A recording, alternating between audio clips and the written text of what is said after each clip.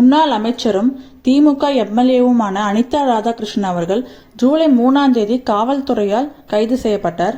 என்ன ரீசன்னு கேட்டா, முதலமைச்சர் விஜய பொதுக்கூட்டத்துல அவதூறா பேசிய வழக்கு காரணமாக கைது செய்யப்பட்டார். 7 முறை தொடர்ச்சியா சட்டமன்ற உறுப்பினரா இருந்தவர் தான் முன்னாள் அமைச்சர் அனிதா ராதாகிருஷ்ணன். அரசியல் வாழ்க்கையில டிஎம்கேலையும் ஏடிஎம்கேலையும் தனது முத்திரையை பதித்தவர். இவர் அரசியலுக்கு வரக்கு முன்னாடி பாத்திரக்கடை வியாபாரியா இருந்தாரு. 2001 சட்டமன்ற தேர்தல்ல திருச்செந்தூர் தொகுதியில ஏடிஎம்கே சார்பில் நின்று எம்எல்ஏவா ஜெயிச்சாரு. அதுதான் இவரோட ஃபர்ஸ்ட் வெற்றி. ஆனா அது ஃபர்ஸ்ட் வெற்றியே சாதாரண வெற்றி இல்ல, ஒரு பிரம்மாண்டமான வெற்றி. பெருவாரும் வாக்கு வித்தியாசத்துல தான் அவர் ஜெயிச்சாரு. அப்ப இருந்த ஜெயலலிதா மேம் இவரோட வெற்றியை பார்த்து ரொம்ப ஆச்சரியப்பட்டாங்க.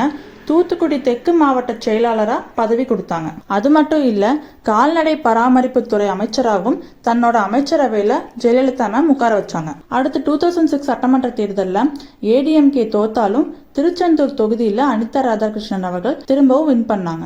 அடுத்து தூத்துக்குடி மாவட்டம் ஏடிஎம்கே கட்சியில நடந்த மோதல் நாளையும் சண்டைனாலையும் 2009 ஜூலை 30 அன்னைக்கு கட்சி சட்ட விரோத நடவடிக்கையின் கீழ் ஏடிஎம்கேலிருந்து ஜெயலலிதா மேம் இவரை தூக்கிட்டாங்க. கட்சியிலிருந்து நீக்கினதால உடனே தன்னோட எம்எல்ஏ பதவியும் ராஜினாமா பண்ணிட்டாரு. அந்த டைம் தான் மு.க. அழகிரி அவர்கள் எங்க கட்சிக்கு வாங்க அப்படின்னு சொல்லி ஒரு அழைப்பு விடுத்தாங்க.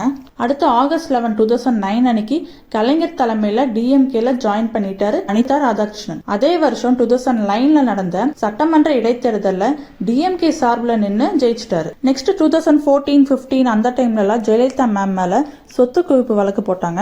அதுல இருந்து அவங்க விடுவிக்கவும் பட்டாங்க. சோ ஜெயலலிதா மேம் விடுவிக்கப்பட்டதுனால எனக்கு ரொம்ப ஹாப்பி, ரொம்ப சந்தோஷமா இருக்கு அப்படின்னு அனிதா ராதாகிருஷ்ணன் சொன்னாங்க. திரும்பி ஜெயலலிதா மேம் பதவியில வர்றதுக்கு நான் எல்லா ஹெல்ப் பண்ணுவேன் அப்படின்னு டிஎம்கே கட்சியில இருந்துட்டு ஏடிஎம்கேக்கு சப்போர்ட் பண்ற மாதிரி பேசினாங்க. சோ டிஎம்கே கட்சியில இருந்து எதிரா செயல்படுறாரு அப்படின்னு சொல்லிட்டு தற்காலிகமா கட்சியில இருந்து சஸ்பெண்ட் பண்ணாங்க. தென் கொஞ்ச நாளே சஸ்பெண்ட் காலம் முடிஞ்சோன்னையும் டிஎம்கே கட்சியிலேயே சேர்ந்துட்டாங்க. தென் தூத்துக்குடி தெற்கு மாவட்ட செயலாளரா நியமிக்கப்பட்டாரு அனிதா ராதாகிருஷ்ணன். அடுத்து 2021 அப்ப முன்னாள் முதலமைச்சர் ஸ்டாலின் அமைச்சரவையில மின்வளம் மற்றும் கால்நடை பராமரிப்பு அமைச்சரா பொறுப்பேற்றுக்கிட்டாரு அனிதா ராதாகிருஷ்ணன். தென் இப்ப கரண்டா 2026 நடந்த சட்டமன்ற தேர்தல்ல திருச்செந்தூர்ல நின்று வெற்றி பெற்று 7வது முறையா சட்டமன்ற உறுப்பினரா ஆனாரு அனிதா ராதாகிருஷ்ணன். அதுக்கப்புறம் அவருக்கு பெரிய ஒரு சோதனை வந்துச்சு.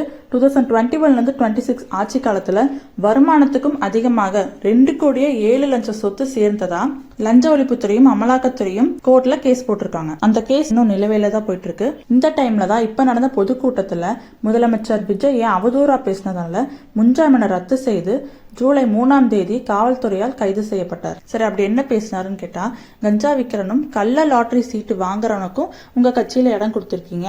முதலமைச்சர் விஜய வாங்க போங்கலாம் சொல்லல, நீ வா போ அப்படிதான் பேசினாங்க. அதுவே ரொம்ப பெரிய தப்பு. நாட்டோட முதல் மந்திரியை அந்த மாதிரி பேசவே கூடாது.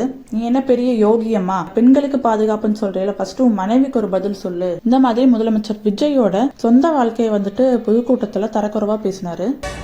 ஒவ்வொருத்தரும் துண்டகாலம் துணியகாலம் ஓட போற தான் இருக்கும். அதுபோல நம்ம எப்படி ஜாலியா நடிகையோட வீட்டுல ஜாலியா இருந்தோம். ஜூலை 3ஆம் தேதி கைது பண்ணதுக்கு அப்புறம் ஃபுல் மெடிக்கல் பாடி செக்அப் செஞ்சாங்க. அடுத்து ஜூலை 4ஆம் தேதி சண்டே கோர்ட்ல ஆஜர்படுத்தினாங்க. அதுல அவருக்கு நிபந்தனை ஜாமீன் மூலமா இப்ப வெளியில வந்துட்டாரு. வெளியில என்ன சொல்றாங்கன்னா, தாவேகா கட்சியில என்ன விலைக்கு வாங்குறாங்க, நாங்க பணம் கொடுக்கறோம், நீங்க எங்க கட்சிக்கு வாங்க, அந்த மாதிரி ஒரு வெளியில ரொம்ப ஆவேசமா பேட்டி கொடுத்திருக்காரு. சிஆர் நிர்மல்குமார் அவர்கள் எப்பவுமே இந்த மாதிரி ஆளுகளே இடமே இல்ல, நாங்க அப்படி சொல்லவும் இல்ல அப்படின்னு சொல்லியிருக்காரு. அடுத்து அனிதா ராதாகிருஷ்ணன் என்ன சொல்லியிருக்காருன்னா பேட்டியில, இன்னும் தாவேகா கட்சியோட ஆட்சி காலம் வெறும் 6 மாசம் தான், 6 மாசத்துக்கு அப்புறம் இந்த கட்சியே ஒண்ணு இல்லாம போயிடும். இந்த மாதிரி ரொம்ப கோபமாவும் ஆவேசத்துடன் தான் பேசியிருக்காரு. இந்த மாதிரி 2 பேரும் டிவிகேவும் டிஎம்கே கட்சி எம்எல்ஏவும் ஒரு டிபேட்டா போயிட்டு இருக்கு. சோ நீ அடுத்து என்ன நடக்குதுன்னு பார்க்கலாம். இதே மாதிரி இன்ட்ரெஸ்டிங் நியூஸோட நெக்ஸ்ட் வீடியோல மீட் பண்றேன். Thank you, by.